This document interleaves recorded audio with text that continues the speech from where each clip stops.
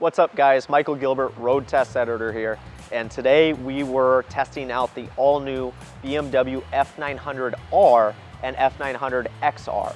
The R model being BMW's middleweight naked, aimed at taking down all the sporty middleweight motorcycles, the Z900, the FZ09, and then now the F900XR being a sport touring model. Both these motorcycles, they receive the exact same changes. They have an all-new 895cc parallel twin engine, all-new frame, and we got to experience a lot of its capabilities today on the central coast of California with surprisingly great results. Going back to that all-new parallel twin engine, very, very smooth from the get-go. I tested all the riding modes from rain to road to dynamic, and then dynamic pro, which is part of BMW's Ride Mode Pro package. Now, I actually found that the throttle response, even in the lowest setting, was still aggressive enough to take advantage of in dry conditions. While switching over to the most aggressive, the Dynamic Pro ride modes, it's not overly aggressive and you can really ride the motorcycle the way you want and get aggressive with it in the turns. From about 5,000 RPM where it's comfortable on the highway all the way up to its red line of about 9,000 RPM, this motorcycle tugs. BMW says it's worthy of 95 horsepower here in the United States, and that's at 8,500 RPM. A pretty competitive number.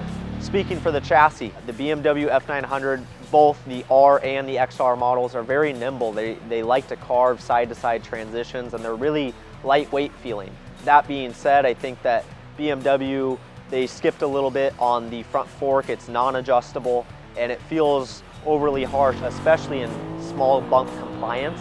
It likes to kind of skate over the top of bumps and never gives you that planted feel that you're looking for. Overall, I think it's a very sound chassis. If I were an owner and I was going to go long-term with this, maybe I'd look at upgrading the forks with some kind of cartridge and allow that adjustability. The shock, it comes with spring preload adjustment and rebound adjustment. Now, both these motorcycles, you can add BMW's ESA, their semi-active suspension package, but that will only upgrade the shock. It will not upgrade the front fork.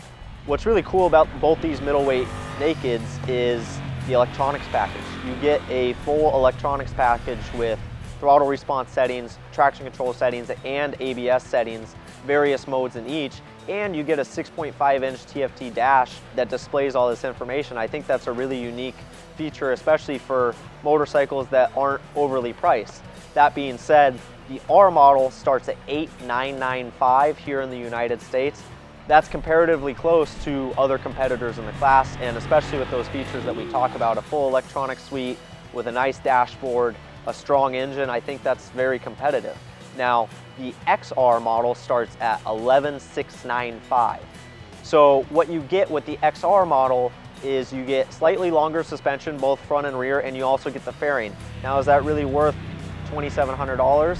Maybe not in my book. I was more of a fan of the F900R for that $8,995 value. I thought that was a nice bargain. Now, you can upgrade both models with specific packages straight from BMW. Get things like their Gear Shift Assist Pro, which is a quick shifter, various extra bits, including that semi-active suspension.